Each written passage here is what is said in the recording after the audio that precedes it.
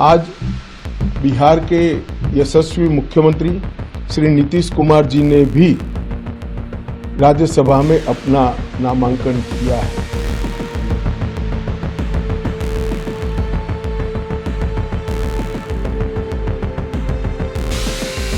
नमस्कार, स्वागत है आपका। मेरे साथ इस वक्त देवकीनंदन मिश्र जी हैं और आज जिस मुद्दे पर हम लोग चर्चा करने जा रहे हैं वो मुद्दा है बिहार की राजनीति का। अभी हाल में बिहार के चुनाव हुए थे, परिणाम सामने आया था और परिणामों के बाद नीतीश कुमार बिहार के मुख्यमंत्री बने थे। ये कहा गया सुशासन बाबू का कार्यकाल सुशासन के दौर में जारी रहेगा, लेकिन किसको पता था महज कुछ दिनों बाद ही ऐसी राजनीतिक परिस्थितियां बिहार के अंदर आएंगी कि नीतीश कुमार को यह कहना होगा कि मेरा मन अब राज्यसभा जाने को कर रहा है। नीतीश बाबू का मन अब राज्यसभा जाने को कर रहा है, जो पिछले 1.5-2 दशकों से मुख्यमंत्री की कुर्सी से चिपके हुए थे। अब दरअसल सियासत में उनका मन पटना में नहीं लग रहा, वो दिल्ली जाना चाहते हैं। दिल्ली वो 2024 में भी जाना चाहते थे, लेकिन तब प्रधानमंत्री के उम्मीदवार के तौर पर जाना चाहते थे। अब जब वो 2026 में जा रहे हैं तो महज एक राज्यसभा के सांसद बनकर जाना चाहते हैं। एक लंबा सियासी दौर जो 1990 से शुरू हुआ बिहार के अंदर, यानी मंडल की राजनीति का, लालू और नीतीश के इर्द गिर्द बिहार की सियासत घूमती रही। बीच में इक्का दुक्का बदलाव छोटा मोटा हुआ, लेकिन अंततः ज्यादातर समय नीतीश कुमार और लालू प्रसाद यादव का परिवार सत्ता में रहा। अब पहली बार औपचारिक तौर पर इस पूरी राजनीतिक परिस्थिति से नीतीश कुमार का जाना हो रहा है।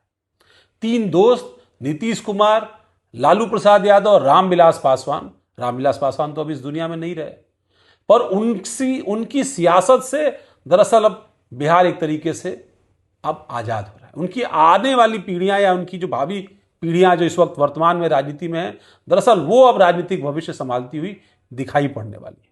बिहार की राजनीति में क्या कुछ होने जा रहा है, समझते हैं देवकी जी से। देवकी जी, जो बिहार के अंदर हुआ, इतना कुछ मैंने इंट्रोडक्शन में बताया, दरअसल ये किस तरफ क्या इशारा कर रहा है और ये अचानक हो गया, पहले से सब कुछ तय था, क्या था? देखिए, करीब 6 महीने पहले जब बिहार का चुनाव हुआ था और नीतीश कुमार बड़ी कसमकस के बाद एक बार फिर मुख्यमंत्री बने थे, तभी से इस बात की आशंका जो है, जो राजनीतिक विश्लेषक हैं, पॉलिटिकल पर्सन हैं, ये सारे लोग लगा रहे थे कि नीतीश कुमार ज़्यादा समय तक मुख्यमंत्री की कुर्सी पर नहीं रहेंगे। लेकिन इतना अल्प समय होगा उनका, ये जो पांचवें टर्म में 25 साल का जो टर्म हम लोगों को तो मान चल रहे थे कि 20 साल उन्होंने पूरा किया है और 25वें साल में वो चल रहे हैं, लेकिन इतना शॉर्ट होगा ये किसी ने सोचा नहीं था। लेकिन ये बीजेपी है, बीजेपी किसी को ज़्यादा मौका नहीं देती है। आपने देखा बीजेपी ने उड़ीसा में क्या किया। बीजेपी ने उड़ीसा में नवीन पटनायक के साथ गठबंधन किया पहले, और फिर गठबंधन तोड़ा और अलग चुनाव लड़ी। महाराष्ट्र में क्या हुआ ये भी देखा आपने। तो इसी तरीके से बीजेपी यहाँ भी नीतीश कुमार को हटा करके अपना मुख्यमंत्री वो बनाना, 2000 जब ये चुनाव 6 महीने पहले हुआ था 2025 में, तब भी वो चाहती थी। लेकिन उसके सामने समस्या थी कि वोट नीतीश कुमार के नाम पर मिला, क्योंकि नीतीश कुमार को एक चेहरा बना करके प्रस्तुत किया गया था। आज जब नीतीश कुमार ने राज्यसभा का पर्चा भरा तो लोगों के मन में एक बात है, एक सवाल है कि आखिर वो वादा जो नीतीश कुमार ने किया था कि हमारे ही नाम पर, सुशासन बाबू के नाम पर वोट दीजिए, 5 साल हम ही जंगल राज से मुक्ति दिलाएंगे, उसका क्या होगा।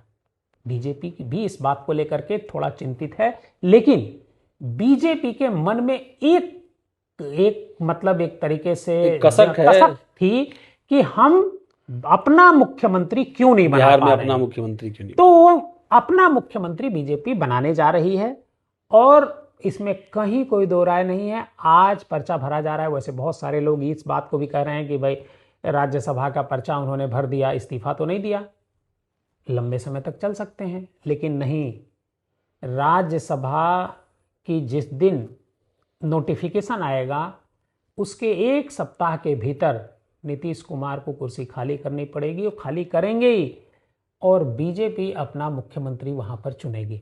अब लॉटरी किसकी खुलती है, सम्राट चौधरी की खुलती है या फिर किसी और की खुलती है, ये देखने वाली बात होगी। लेकिन सबसे बड़ा नाम सम्राट चौधरी का ही है।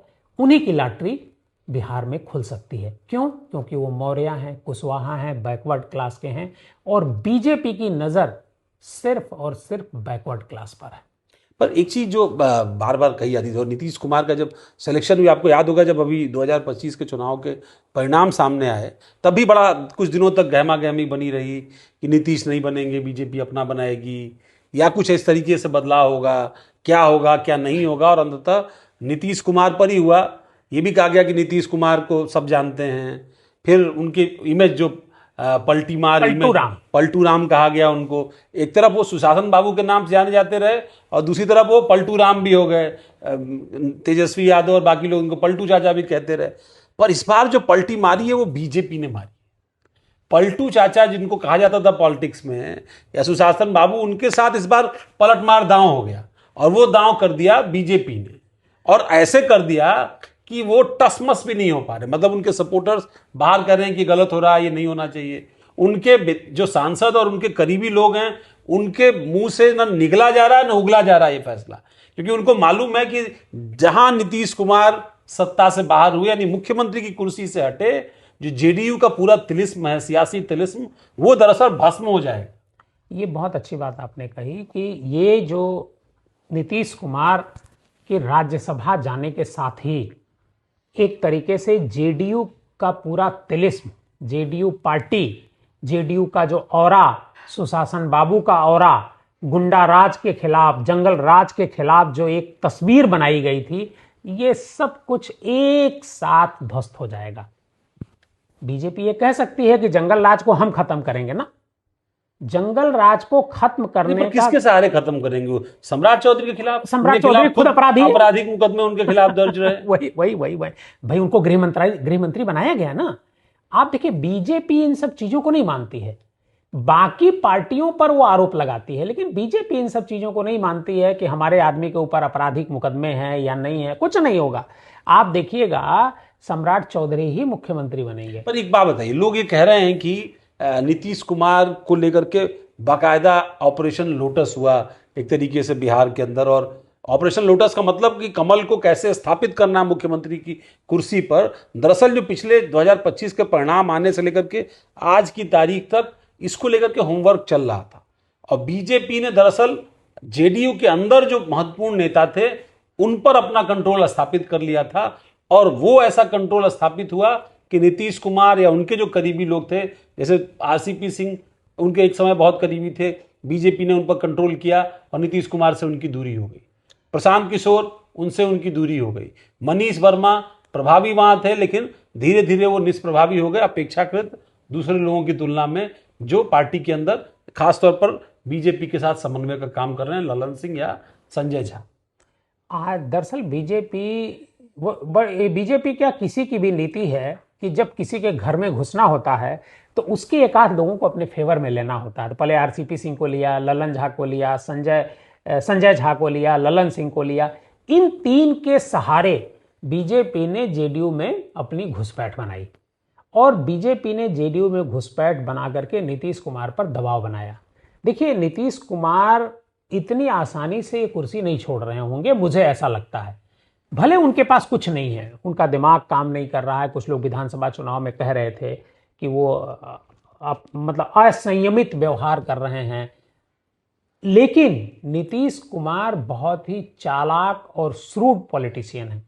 अगर ये नहीं होते तो 20 साल तक कभी बहुमत उनको एक पार्टी को नहीं मिला, लेकिन मुख्यमंत्री वही रहे, और सुशासन बाबू का तमगा भी उनके पीछे लग गया। पिछली बार तो 32 सीट थी, उसके बाद भी मुख्यमंत्री रहे वो। ये है उनकी चालबाजी। और उस कुर्सी को बचाने के लिए 2 बार उन्होंने गठबंधन बदला। वो मुख्यमंत्री रहे, चाहे वो तेजस्वी के साथ रहे हो, चाहे बीजेपी के साथ रहे हो। लेकिन इस बार आज की तारीख में भी वो तेजस्वी के साथ जा सकते थे। नंबर गेम उनके पास फेवर में है, लेकिन नहीं जा पा रहे हैं। यह कहीं ना कहीं कोई एक ऐसा मुद्दा है जो बीजेपी ने उनसे खींचा हुआ है, जिसका डर उनके मन में है। आपको ध्यान होगा कि कुछ रेड वगैरह हुई थी उनके बड़े करीबी लोगों के यहाँ विधानसभा चुनाव से पहले, और वो जो रेड हुई थी वो इसी का एक तरीके से रिहर्सल था। मतलब हाथ वो नीतीश कुमार तक पहुंचने वाले थे, लेकिन बीजेपी ने बताया कि देखिए भाई ये हाथ आप तक भी पहुंच सकते हैं, तो आपकी जो सुशासन बाबू की छवि है उस पर बट्टा लग सकता है। नहीं, पर एक चीज तो आप देखेंगे ना, मतलब ये जो नीतीश बाबू एक दौर तक नरेंद्र मोदी को बिहार के अंदर नहीं आने देना चाहते, यहाँ तक कि कई सारे ऐसे मौके रहे जिन मौकों में उनके पोस्टर्स तक छपने थे, या उनको लेकर के यही नवीन मंत्री थे, उन्होंने पोस्टर छपवा दिया था नीतीश कुमार का, बुला करके नरेंद्र मोदी का बुला करके नितिन नवीन को बहुत जबरदस्त फटकार लगाई थी तब नीतीश कुमार ने। और जब उनको प्रधानमंत्री घोषित किया गया तो औपचारिक तौर पर वो अलग हो गए एनडीए से। इन तमाम परिस्थितियों में रहने वाले नीतीश कुमार उस सियासी परिस्थिति में आ गए जहां पर कई बार सार्वजनिक मंचों से देखा गया कि वो प्रधानमंत्री का पैर छूते हुए दिखाई पड़े, कई बार असहज दिखाई पड़े, कई बार प्रधानमंत्री के नारे लगाते दिखाई पड़े, और कई बार ये कहते फिरे कि आपने तो बहुत कुछ दिया है, हम लोग आपको जिता करके भेजेंगे, प्रधानमंत्री बनाएंगे।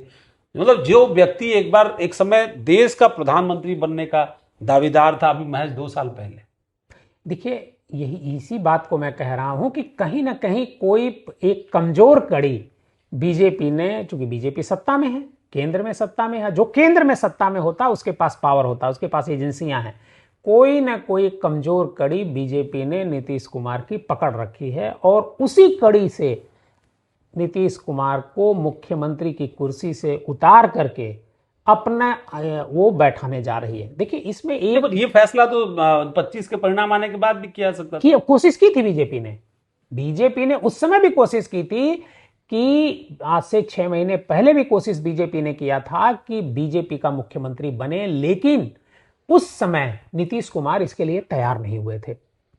सिर्फ नीतीश ने तैयार हुए थे, बीजेपी भी सोच रही थी कि चूंकि वोट आया है नीतीश कुमार के नाम पर। बीजेपी, देखिए मैं फिर कह रहा हूं, बीजेपी ये सब कतई नहीं सोचती है। बीजेपी कैसे हमारी पास कुर्सी आएगी केवल इसके बारे में सोचती है। अच्छा, ये भी कहा जा रहा है कि गृह मंत्रालय जैसे ही दिया उन्होंने सम्राट चौधरी को या बीजेपी को, वैसे ही तय हो गया था कि अभी उल्टी गिनती तो शुरू हो चुकी है। बिल्कुल आज गृह मंत्रालय दिया है, कल अन्य मार्ग भी देना पड़ेगा। बिल्कुल देना पड़ेगा। दरअसल क्या है कि एक अणे मार्ग वहां का मुख्यमंत्री आवास है, अब वो खाली करें, अब उनको तो खाली करना पड़ेगा ना, उनको एक्स चीफ मिनिस्टर के लिए एक बंगला अलॉट हो जाएगा और वो दिल्ली जाएंगे। अब दिल्ली जाएंगे, दिल्ली में मंत्रियों की हालत क्या है आप सब जानते हैं। पता नहीं वो मंत्री बनेंगे कि हो सकता है केवल राज्यसभा सांसद रहें। पता नहीं मंत्री बनेंगे कि नहीं। मंत्री बनेंगे तो ललन सिंह की कुर्सी खाएंगे। कुर्सी खाएंगे। तो ये सब बहुत सारी चीजें हैं, लेकिन इसमें नीतीश कुमार के साथ साथ मैं ये कहूंगा जो आपने ट्वीट देखा होगा, जो नीतीश कुमार ने ट्वीट किया है, मतलब वो भाषा अगर आप पढ़े तो भाषा मुझे लगता नहीं कि नीतीश कुमार की है। नीतीश कुमार की नहीं हो, बल्कि ऊपर से लिखवा करके भेजी गई होगी कि इस भाषा का इस्तेमाल कीजिए, ये ट्वीट कीजिए, ताकि ये लगे कि नीतीश कुमार की जो राज्यसभा जाने की इच्छा थी वो पूरी हो रही है। ये जो प्रदर्शन हो रहे हैं पटना में, दूसरे शहरों में, ये क्या है? मतलब देखिए वर्कर क्या होता है, हमेशा अपने नेता को लेकर के चिंतित रहता है। तो ये वर्करों का प्रदर्शन है, लेकिन वर्कर करे क्या? फैसला तो नेता ले रहा है, डील तो बंद कमरे में नेता कर रहा है। वर्कर का काम है चुनाव जिता दिया नेता को, विधायक को चुनाव जिता दिया। आज अगर आप जितने एमएलए जीत करके आए हैं, 85 एमएलए हैं नीतीश कुमार की पार्टी के, आप उनमें अगर ये नंबर वो करा लीजिए तो 85 में सारे विधायक नीतीश कुमार के इस फैसले के पक्ष में नहीं होंगे, बहुत सारे इसके खिलाफ होंगे। क्यों? क्योंकि वो जानते हैं कि उनका अस्तित्व अब खत्म होने वाला है। बिहार में नीतीश कुमार जब मुख्यमंत्री रहते थे और आज भी हैं ही हैं, तो एक फ्रीडम था एमएलए को, जैसे उत्तर प्रदेश में फ्रीडम नहीं है एमएलए को, वहां पर फ्रीडम था एमएलए को, मिनिस्टर को फ्रीडम था। बीजेपी आएगी तो जैसे अन्य स्टेट में चल रहा है, फ्रीडम खत्म हो रहा है, वैसे ही रहेगा, मुझे ऐसा लगता है। पर एक चीज, ये मजेदार बात है, मैं अभी कहीं किसी को पढ़ रहा था, क्या ये कहा कि ये बड़ा अजीबोगरीब संयोग है सियासत में कि आप देखिए शिवराज सिंह चौहान, मनोहर लाल खट्टर, ऐसे बहुत सारे, या एक समय मनोहर पर्रिकर, या और भी तमाम सारे नेता, ये बड़े बड़े नेताओं के जिनकी पॉलिटिक्स है, रमन सिंह, उनको तो किनारे लगाया, पर उन नेताओं को न सिर्फ मुख्यमंत्री पद से हटाया बल्कि उनको दिल्ली ले आए नरेंद्र मोदी। तो ये दिल्ली लाने या नीतीश कुमार को भी, अब जैसे अमित शाह ने अभी प्रेस कॉन्फ्रेंस की तो उन्होंने कहा कि भाई हम नीतीश बाबू को राज्यसभा में देखेंगे, अब वो नेशनल पॉलिटिक्स में जाएंगे, राज्यसभा में बोलेंगे, मतलब देखने में मतलब। लेकिन आप देखिए मंत्री पद उन्होंने नहीं कहा कि ना वो कह रहे हैं ना वो कह रहे हैं, ये नहीं कह रहे कि मंत्री ना वो ये कह रहे हैं कि एनडीए सरकार में शामिल हो। हाँ। अब तो राज्यसभा, मतलब जो नीतीश कुमार एक समय जिस पर हाथ रख दे वो राज्यसभा चला जाए, विधान परिषद चला जाए, मंत्री बन जाए। अशोक चौधरी को कांग्रेस से लेकर, कांग्रेस के प्रदेश अध्यक्ष थे, वो लेकर गया है 2 सरकारों में लगातार बैक टू बैक वो कैबिनेट मंत्री हैं नीतीश कुमार के साथ। उनकी बेटी जो है वो रामविलास पासवान की पार्टी से सांसद है। तो वो नीतीश कुमार आज वो केवल राज्यसभा चले जाएंगे, शांत हो जाएंगे, समझ में नहीं आ रहा। अच्छा, दूसरा एक और सवाल है, उनके बेटी का क्या होगा? पिछले 3-4 दिनों से उनके नाम पर ही बड़ी न्यूज जो है देखिए की जा रही थी कि उनके जो बेटे हैं उनका तो ये बड़ी स्वाभाविक सी बात है कि उनका एडजस्टमेंट होगा, वो डिप्टी सीएम मुझे लगता है बनाए जाएंगे और विधान परिषद के जरिए।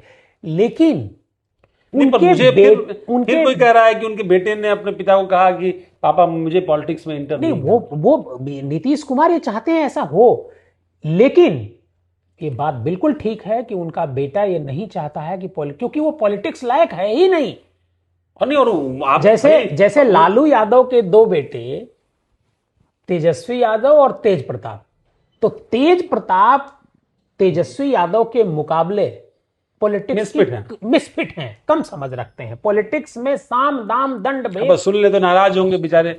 अभी अखिलेश यादव पर भी आजकल नाराज हैं, राहुल गांधी से भी नाराज हैं। अब वो उनकी नाराजगी छोड़ दीजिए, उससे हमसे क्या लेना देना। तो तेजस्वी यादव के मुकाबले तेज प्रताप अनफिट हैं। हाँ। इसी तरीके से तेजस्वी यादव के मुकाबले जिस तरीके से तेज प्रताप अनफिट हैं, तो तेज प्रताप से कई गुना अनफिट निशांत कुमार हैं। तो उनको जेडीयू वाले भी नाराज हो जाएंगे। अब खैर मैं ये बात कह रहा हूं कि नहीं, मतलब ये होता भी है। देखिए, आप अगर पॉलिटिक्स में आपको लाना है या उनको आना है तो एक उसकी समय सीमा होनी चाहिए। इतिहास में भी हमने देखा कि जो राजा महाराजा लंबे चल गए या जिन्होंने अपने बुढ़ापे तक कुर्सी अपने पास पकड़ के रखी, मान लीजिए नीतीश कुमार अपने भाई उनकी उम्र के 75 साल के आसपास हो गई होगी, तो इस उम्र तक अगर कुर्सी पकड़ के रखें तो लड़का कम से कम 48-50 के आसपास उसकी उम्र होगी। अब आप उसको आज पॉलिटिक्स में लेकर के आ रहे हैं, अब से पहले ना कोई पार्टी प्रोग्राम में गया ना कहीं गया, तो उसके लिए पॉलिटिक्स करना कितना मुश्किल। लाना ही है 25 साल 26 साल की उम्र में, ले आओ भाई। उसकी 2 तस्वीर जो है विधानसभा चुनाव के दौरान जब रिजल्ट आता है तब और उससे पहले वायरल होती है। 2 तस्वीरें, वैसे तो वीडियो उनके कई वायरल हुए जो इलेक्शन से दौरान नहीं थे। एक तस्वीर में वो लड्डू खिलाते हुए अपने पिताजी को नजर आ रहे हैं, उनकी भाव भंगिमा देखिए। और एक में तो किसी आईएएस अफसर का पैर छू रहे थे। तो अब इसी से आप अंदाजा लगा लीजिए कि उनकी क्या पोजीशन है। लेकिन होता क्या है कि बाप सेंटिमेंट बाप का जुड़ा हुआ है बेटे से, बाप चाहता है बेटा आए, लेकिन अगर बेटा ही नहीं काबिल होगा उसके तो कैसे आएगा। ऐसे बहुत सारे पॉलिटिशियन हैं, मैं जिनके बच्चे पॉलिटिक्स में नहीं आ पाए। क्यों नहीं आए? तो मिसफिट रहे भाई, स्थापित नहीं हो पाए। भाई वीपी सिंह देश के प्रधानमंत्री रहे, उनका बेटा एक चुनाव नहीं जीत पाया, एक बेटा चुनाव नहीं जीत पाया। तो इस तरह के बहुत सारे शास्त्री जी के बच्चे ज्यादा फिट नहीं हो पाए, बहुत कोशिश। पॉलिटिक्स में ये चलता है, आप जैसे हैं आपका बेटा नहीं हो सकता, मैं जैसा हूं मेरा बेटा नहीं हो सकता है। ये बात है, या तो आपसे बेहतर होगा या तो आपसे कमजोर, या तो फिर बिल्कुल ही होगा। तो नीतीश कुमार की प्रॉब्लम ये है, नीतीश कुमार बहुत बड़े लीडर। मैंने नीतीश कुमार को तब देखा, नीतीश कुमार, लालू यादव और रामविलास पासवान की तिकड़ी, ये तिकड़ी ना, इन तीनों के नेता थे जॉर्ज फर्नांडिस। इन तीनों के नेता थे, और एक चौथा नाम शरद यादव। ये चारों के नेता थे जॉर्ज फर्नांडिस। मैंने अपने आंख से देखा है, ये चारों उन जॉर्ज फर्नांडिस जिंदाबाद का नारा लगाते हुए मैंने देखा इन चारों को, मैंने अपनी आंख से देखा हुआ है। तो ये जॉर्ज फर्नांडिस के सब चेले थे। लेकिन ये जो बैकवर्ड की पॉलिटिक्स का जब उभार हुआ, राम मंदिर का जब ये रथ यात्रा चली, और उससे पहले जब बैकवर्ड की पॉलिटिक्स का उभार हुआ, लालू यादव जब चीफ मिनिस्टर बने, लालू यादव की कैबिनेट में नीतीश कुमार मंत्री रहे हैं। यस, मैं जानता नहीं था कि उनके कैबिनेट में कभी मंत्री रहे। नीतीश कुमार पहली कैबिनेट में मंत्री थे। और मुझे एक घटना लालू यादव ने सुनाई थी जो मुझे बड़ा इंटरेस्टिंग लगी थी। नीतीश कुमार, एक राजगीर जगह है उसी के बगल के एक जगह, अरे वो पटना से थोड़ी दूरी पे, थोड़ी 45 नालंदा के आसपास। नालंदा, वहीं से एमएलए हुआ करते थे और ये मंत्री थे। और लालू यादव के पास गए विधानसभा चुनाव से पहले कि ये सड़क जो है हमारे इलाके में अगर नहीं बनेगी तो मैं चुनाव नहीं जीत पाऊंगा। तो लालू यादव ने कहा, कहाँ नीतीश बाबू इस सड़क पड़क के चक्कर में पड़ल बानी, ऐसे थोड़े चुनाव जीतल जाला, सड़की चुनाव जीतल जाई। और नीतीश कुमार चौंक गए थे उस समय, उतनी समझ नीतीश कुमार को नहीं थी। लेकिन यह इस घटनाक्रम के बाद नीतीश कुमार जब लालू यादव से अलग होते हैं, फिर वो भी उसी पॉलिटिक्स में आ जाते हैं, बैकवर्ड की पॉलिटिक्स में। और जब वो आते हैं, बीजेपी उनको सपोर्ट करती है और फिर क्या पूछना होता है।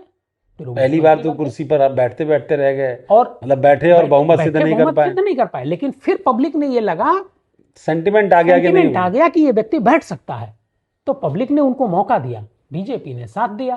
वो मौका लंबा चला 20 साल लगातार या तो इधर के साथ रहे हो या उधर के साथ रहे हो। मुख्यमंत्री बनना कोई छोटी बात नहीं है, वो भी बिहार जैसे स्टेट में जहां आपके पास सीट ना हो। लेकिन ये जो फैसला नीतीश कुमार ने लिया है, ये मेरा ऐसा मानना है कि किसी बहुत ही अंतर्द्वंद उनके मन में चल रहा होगा, उनके आत्मघाती है फैसला। क्योंकि कोई भी नेता, मेरा ऐसा मानना है, कोई भी नेता हो, वो अपनी पार्टी को कभी खत्म नहीं करना चाहता है, और चाहे उसको कुछ भी करना पड़े, सैक्रिफाइस करना पड़े। मुलायम सिंह यादव के बीच, अखिलेश यादव के बीच जब डिस्प्यूट हुआ तो मुलायम सिंह यादव पीछे हट गए थे, बेटे को पार्टी ट्रांसफर कर दी, पार्टी ट्रांसफर, क्योंकि जानते थे कि अगर मैं खड़ा रहूंगा तो पार्टी टूट जाएगी और पार्टी खत्म हो जाएगी, और उन्होंने ट्रांसफर करी। तो ये छोटी घटना नहीं है। मतलब कोई भी नेता अपनी पार्टी को, अपनी विरासत को, क्योंकि जब वो नहीं रहता है, आज बहुत सारे, आज वीपी सिंह का कोई आदमी कहीं पर जन्मदिन मनाया जाता है, कहीं आपने सुना? वीपी सिंह भी देश के प्रधानमंत्री रहे। बहुत सारे ऐसे लोग हैं में अपनी विरासत को जिंदा रखना चाहता अपने मरने के बाद भी। तो नीतीश कुमार भी अपनी विरासत को जरूर जिंदा रखना चाहेंगे। उनके बेटे में वो कुवत नहीं है, लेकिन जिसके भीतर वो सवाल है कि कई बार कि जिस परिवारवाद को वो एक मुद्दा बना करके लालू फैमिली पर अटैक करते रहे लंबे समय तक, क्या अपने जीवन के उस पड़ाव पर जहां पर उनकी सियासत लगभग अब समाप्ति की ओर है, वहां ये दामन पर दाग लेंगे?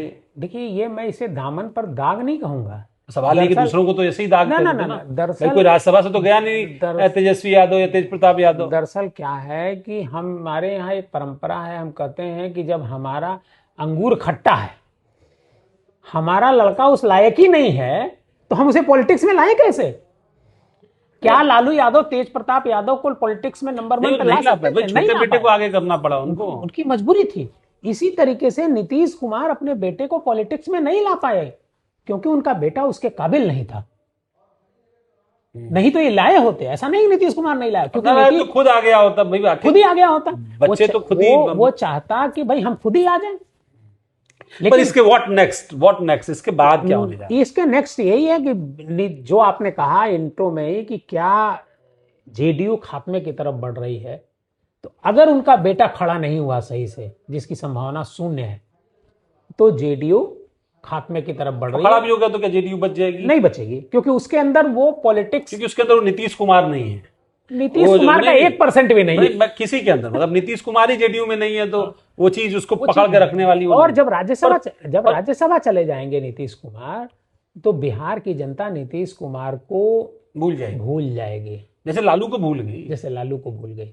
तो जब लालू को भूल गई तो नीतीश को। और मैं आपको एक चीज बता दूं, नीतीश कुमार का बीजेपी के लिए मैं ये भी कह रहा हूं कि बड़ा आत्मघाती कदम है, क्योंकि अगर बीजेपी को आगे की पॉलिटिक्स करनी है तो नीतीश कुमार को वहां जिंदा रखना चाहिए। नहीं, पर एक चीज और लोग ये कह रहे हैं, ये एक बड़ा अच्छा अवसर है सियासत में तेजस्वी यादव और प्रशांत किशोर जैसे बिल्कुल ठीक, बहुत सही बात है, अगर वो इस मौके को भुना पाए। लेकिन ये संघर्ष लंबा है। नहीं, मैं प्रशांत किशोर को तो उसमें शामिल नहीं करता हूं, लेकिन तेजस्वी यादव के लिए ये विन विन सिचुएशन है। अगर तेजस्वी यादव बीजेपी से लड़ रहे होते 2024 में, तो कब का जीत गए? 25 में, तो चुनाव जीत गए होते।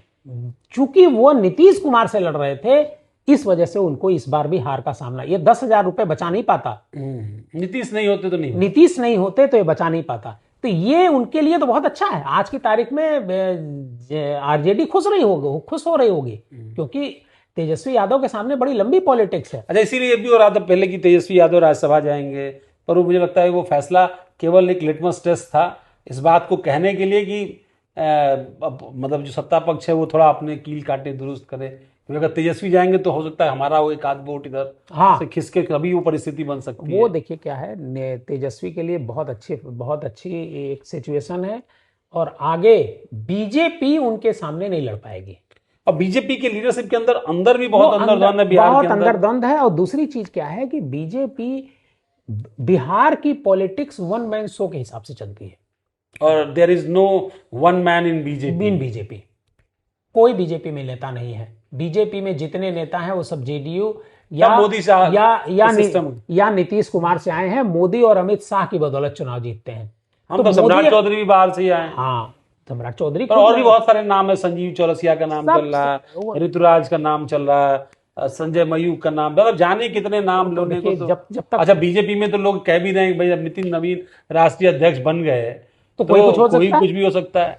लेकिन सम्राट चौधरी मुझे लगता है कि नंबर 1 पर रहेंगे क्योंकि वो अमित शाह की पसंद है। क्योंकि वो अमित शाह की पसंद है और वो उसी तरह की पॉलिटिक्स अमित शाह को पसंद भी है, थोड़ा दबंग भी है, थोड़ा। और बीजेपी को ऐसा लगता है कि बिहार में जो ईबीसी वोटर है, मौर्य, कुशवाहा, लेकिन उनके मुख्यमंत्री बनते उत्तर प्रदेश में एक नेता का वो खत्म हो जाएगा, चांस खत्म हो जाएगा, 1 सेकंड में खत्म हो जाएगा। ये भी एक बड़ी पॉलिटिक्स है। अच्छा, एक दौर में बीजेपी यूपी को इस तरीके से देख रही थी कि नीतीश कुमार, सम्राट चौधरी, इधर कुशवाहा, पंकज चौधरी, ये जो पूरा 120-30 लोकसभाओं का एक पूरी जो व्यू रचना है वो कुछ इस तरीके से तैयार होगी। मुझे लगता है नीतीश कुमार के पीछे हटने से या स्टेप डाउन करने से ये जो संभावना बीजेपी बना रही थी, अब इसके लिए कुछ उसको एक्स्ट्रा एफर्ट करने पड़ेंगे। देखिए क्या है, उत्तर प्रदेश, नीतीश कुमार कुर्मी बिरादरी से आते हैं। नीतीश कुमार का मुख्यमंत्री पद से हटना, कुर्मी बहुत सेंटिमेंटल कम्युनिटी ये उल्टा भी पड़ सकता है, यूपी में भी ये उल्टा भी पड़ सकता है क्योंकि देखिए हमारे एक नेता नीतीश कुमार कुर्मियों के सबसे बड़े नेता, तो ये बीजेपी के लिए उल्टा भी पड़ सकता है, लेकिन ये तो भविष्य के गर्व की बात है, क्या होने वाला है।